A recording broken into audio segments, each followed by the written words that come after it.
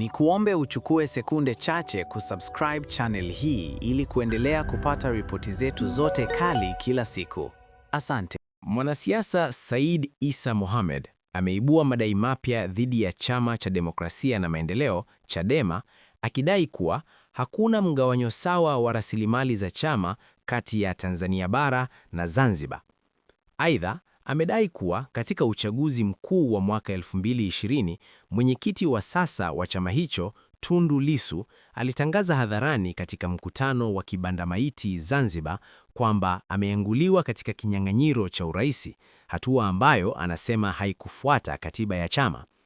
Said amesema kuwa baadhi ya viongozi wa juu ndani ya chama wanadaiwa kufanya maamuzi kinyume na kanuni na taratibu rasmi, jambo ambalo kwa mujibu wake limekuwa chanzo cha malalamiko miongoni mwa wanachama, hususan kutoka Zanzibar. Anasisitiza kuwa maamuzi makubwa kama ya uteuzi au uungwaji mkono wa wagombea yanapaswa kufanywa kupitia vikao halali vya chama kama katiba inavyoelekeza. Kwa mujibu wa maelezo yake, tukio hilo lilitokea wakati wa mikutano ya kampeni kuelekea uchaguzi mkuu wa 2020 visiwani Zanzibar.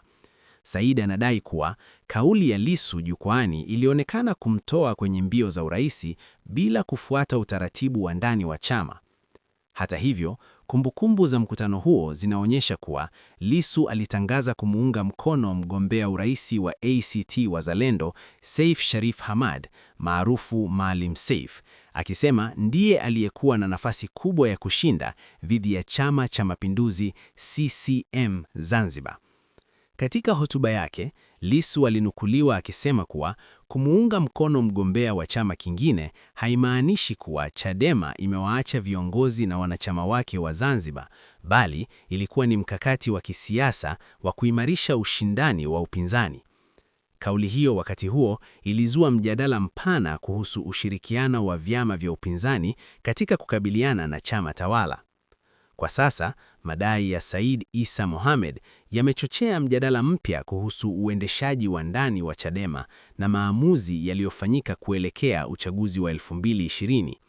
Wadau wa siasa wanaendelea kufuatilia kwa karibu namna swala hilo litakavyopokelewa na kushughulikiwa ndani ya chama pamoja na athari zake katika medani ya kisiasa nchini.